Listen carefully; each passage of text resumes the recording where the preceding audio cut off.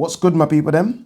Thank you as always for passing by the channel. Don't forget to hit that subscribe button if you guys are new. Don't forget to like and share the videos. It really does help. So thank you to everyone that does take the time to like and share. Thank you. All right. So this news broke today that the WBC, so the CROOKS organization, have basically ordered that CANELO fight YILDIRIM, YILDIRIM. Now, a lot of us Brits know YILDIRIM as the guy that Chris Eubank destroyed in 3 rounds in, I think it was the first round of the World Boxing Super Series tournament. Do you remember his manager that went mad?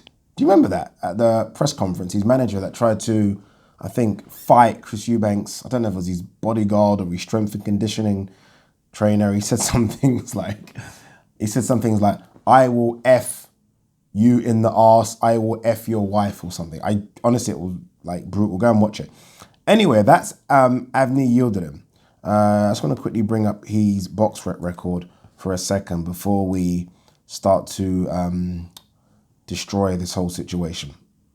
All right, now, just for those of you that have been living on Mars and you're thinking, how is this happening? Like, why is there a vacant belt at 168 pounds? Well, there's a vacant belt because Benavidez, who had the belt, fought Angulo on the weekend, but Benavidez came in heavy, so basically forfeited the belt. The only person that could win the belt was Angulo, but Benavidez beat Angulo, thus there's a vacant belt. Now, I'm not too keen on someone losing a belt because they came in heavy. I don't like that idea, if I'm honest with you. There are ways to lose belts, and I don't think that's fair. And people might disagree with me, and I can fully understand why you would disagree. But I think a fine, right? A big fine, so like 30-40% of your purse goes to the fighter, even give some to the dodgy commission, but something like that, right? A fine, and then that's it. To lose your belt that way, when you've gone in the ring and won it through blood, sweat and tears, and then to lose it because you came in overweight, I just feel like it's a bit unfair, if I'm honest with you. I'm not a fan of it, and I don't think it's fair. Anyway, so that belt became vacant. YILDIRIM was the next up in line, just because and the funny thing is about YILDIRIM, he fought, who did he fight again? He fought Anthony Durrell, didn't he, for the vacant belt. Anthony Durrell beat him, technical decision, so he was always going to get another chance. Do you remember what happened in that fight? Yeah, so I can't even get into it. But he was always going to get another chance. Anthony Durrell fought Benavidez, and the idea was he will fight YILDIRIM. So that's how YILDIRIM is there. CANELO being there, yeah. I mean, I don't know, man. I don't know. There was a vote of 37 WBC board members, and out of the 37, 36 agreed that CANELO should be the one to fight YILDIRIM. One person didn't. Now, I'd love to meet that one person because he is from my cloth. I'd love to meet that guy or girl that says, you know what the fuck is this? CANELO ain't fighting him. Like, well, why is CANELO fighting him? I'd love to meet that person because I think it's pretty ridiculous. I mean, CANELO versus YILDIRIM. Oh, it's just ridiculous. Boxing really is just full of shit. Like, I don't know why I like this sport. I have no idea why I like this sport. Do you know Callum Smith? Callum Smith, for about, I'm going to say about 2 years, was mandatory, was #1 ranked by the WBC, and even got to a stage where there was purse bids with him and Anthony Durrell, because Callum Smith was gonna fight Badou Jack, but Badou Jack moved up to light heavy after his fight against James DeGale, which was a draw. Moved up to moved up to light heavy. Belt became vacant, so it was Anthony Durrell versus Callum Smith. Went to purse bids. I hope I'm getting this right. Durrell's team won. They put in a bid of 1.6 million as opposed to Eddie Hearn's 1.2 million. Fight was going to happen. All of a sudden, Anthony Dirrell's team moved the fight to Flint, Michigan, where they're from, which is not supposed to happen. So there was problems with that. And then Callum Smith then ended up going into the World Boxing Super Series, but he was still looked after and ranked by the WBC, hence why they allowed him to fight for a diamond belt. I'm only saying all that because in my head, I don't know what's happened with Callum Smith and his WBC ranking, because he's not even in the top 15. I don't know when he kind of forfeited and said, I'm done. Because he's still got a diamond belt, if I'm not mistaken. And he even had a silver belt for a while.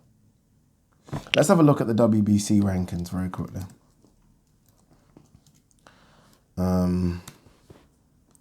Yildirim versus Bloody. You know, the funny thing is, I did not see, and this is not me having a dig at, is it? It maybe is a bit of a dig at Canelo. I don't remember Canelo, when Benavidez was championing for that fight against Benavidez. All of a sudden, Yildirim is the guy, and WBC are like, yep, you. Like, I don't remember Canelo saying, yeah, I'll fight Benavidez when Benavidez was champion. Don't ever. Because that's a tough fight. That's a tough, tough fight. And let me tell you now, a lot of people would have favoured Benavidez. Anyway, let's have a look at super middleweight rankings, WBC. All right. Yildirim ranked number 1. Abdu Gufarov, 13-0, number 2. Lemieux, Danny Jacobs, Anthony Dirrell, Trudinov. I mean, you really could have done Yildirim versus Abu Gafurov. Or if you were being a bit cheeky, you could even have gone down to number 4, Danny Jacobs. And I don't think anyone would have sniffed at that. I don't think anyone would have sniffed at that. Crazy. Crazy, crazy, crazy. By the way, that Angulo that Benavidez fought is ranked number 15 here. Interesting. So yeah, the only problem now, and the biggest problem with all of this, aside from it just being completely flawed that Canelo gets a shot, even though he is the franchise champion at 160, the only thing that's flawed with this is how are DAZN going to accept this? If I'm DAZN and I'm paying Canelo, what are they paying him, 30+ million? I'm sorry, we have a problem. You think I'm paying you 30+ million to fight Avni Yildirim? You think that's putting bums on seats? Do you think that's getting us sign-ups? This wasn't part of the arrangement. It wasn't part of the part of the arrangement was you fight guys, not killers, doesn't have to always be killers, but you fight names. Like Billy Joe Saunders isn't a killer, right? Demetrius Andrade isn't a killer. They're names. They're not guys that are going to go in there and batter you and it's going to be a war like a Golovkin or Derevyanchenko. It's not that type of fight, but they're names. Are they going to accept this? This is the problem. Bear in mind, in and around the same time, or things they've got to compete with, you look at what ESPN are doing, Teofimo Lopez versus Vasyl Lomachenko. You look at what PBC, Showtime are doing, or sorry, Fox are doing with Danny Garcia versus Errol Spence. You look at what PBC Showtime are doing with Charlo facing Rosario and the other Charlo, Derevyanchenko, and Gervonta Davis versus Leo Santa Cruz, and you want to put on DAZN Canelo versus Yildirim. Doesn't work like that. Doesn't work like that. So it's gonna be interesting. You know, I don't know, man. I don't know. I'm disappointed I'm disappointed in the whole thing, if I'm honest with you. But it's boxing, isn't it? What do you guys